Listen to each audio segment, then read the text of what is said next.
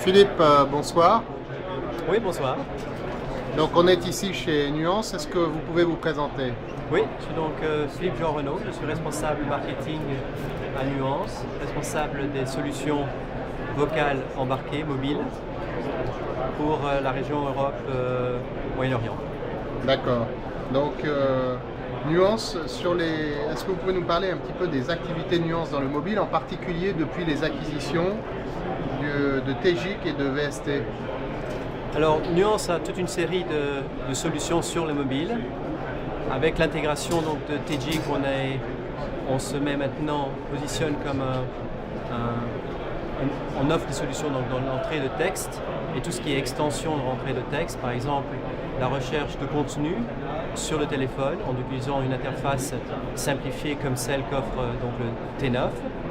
Ça c'est pour le domaine donc, de texte. Et dans le domaine vocal, on offre des extensions à tout ce qui est commande et appel par la voix, avec des outils de recherche par la voix, avec du contenu soit local sur le téléphone, la musique, ou soit du contenu qui est en téléchargé de l'internet par exemple, recherche d'informations, page jaune, recherche par exemple aussi de contenu d'information.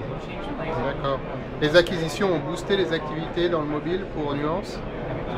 Oui, énormément, puisque maintenant nos produits dans l'ensemble sont déployés sur environ 2 milliards de téléphones. Donc ça comprend évidemment toutes les solutions T9, mais ce sont évidemment des solutions qu'on va compléter avec des solutions paroles et qui permettraient d'augmenter évidemment nos revenus.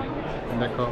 Est-ce que vous pouvez nous donner des exemples, des illustrations de l'utilisation de la voix sur le mobile et les axes sur lesquels vous travaillez, très concrètement? Alors très concrètement, une illustration qui est très simple et qui je crois que tout le monde peut comprendre, c'est on veut envoyer un message à quelqu'un, alors on ouvre l'application simplement en demandant à son téléphone d'envoyer un message à Jean, et donc l'application est ouverte et là on n'a plus qu'à dicter le message, et le message, une fois dicté, n'a plus qu'à être envoyé. Donc on peut faire ça vraiment en quelques secondes, ce qui simplifie énormément la tâche, surtout pour ceux qui ne sont pas très habiles avec leurs doigts sur le clavier. Qui ont des très gros doigts. Par exemple. Bon.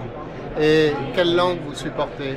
Combien de langues supportez-vous sur ce type d'application? Cette application-là, on est pour l'instant limité à l'anglais américain, à l'anglais british, et on espère rapidement pouvoir étendre, puisque on a ce genre de technologie en 8 langues, par exemple, avec nos solutions Dragon, mais on n'a pas encore ces solutions sur le mobile dans ces 8 langues-là. J'imagine que c'est un gros challenge de s'adapter à une cinquantaine de langues. Combien de langues il faut pour couvrir la plus grosse partie du marché mobile dans le monde? On en a à peu près 50, et il en faudrait en tout cas encore une bonne vingtaine, trentaine pour couvrir vraiment une grosse partie du marché du mobile. Donc, ce serait l'équivalent à peu près des langues, par exemple, qui sont supportées sur la plateforme de Nokia, par exemple. Et ça, c'est un défi de faire ça?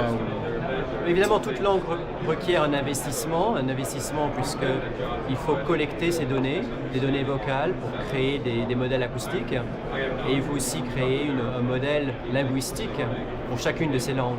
Donc c'est un investissement qui doit être rentabilisé évidemment avec assez d'applications et de revenus. Combien ça coûte de développer une langue nouvelle? Bon, c'est tout à fait variable, en fonction tout à fait des technologies. Ça peut varier entre quelques 100 000 euros à quelques centaines de mille, près d'1 million pour des tâches beaucoup plus complexes qui requièrent beaucoup de données, comme dictée par exemple. Vous avez rejoint récemment l'association Android. Quel était l'objectif? L'objectif principal, c'est de montrer que la reconnaissance de la parole maintenant est une fonction qui devrait être sur tous les téléphones, et qu'on est prête à distribuer dans le contexte de cette initiative Android dans une version de base, mais qui permettrait d'être complété avec des modules qu'on offrirait, des modules de langue qu'on offrirait à tous ceux qui sont prêts à participer à cette initiative. Vous voulez standardiser l'utilisation de la voix dans le téléphone mobile? Tout à fait, oui. Ok, Philippe, merci beaucoup. Merci à vous.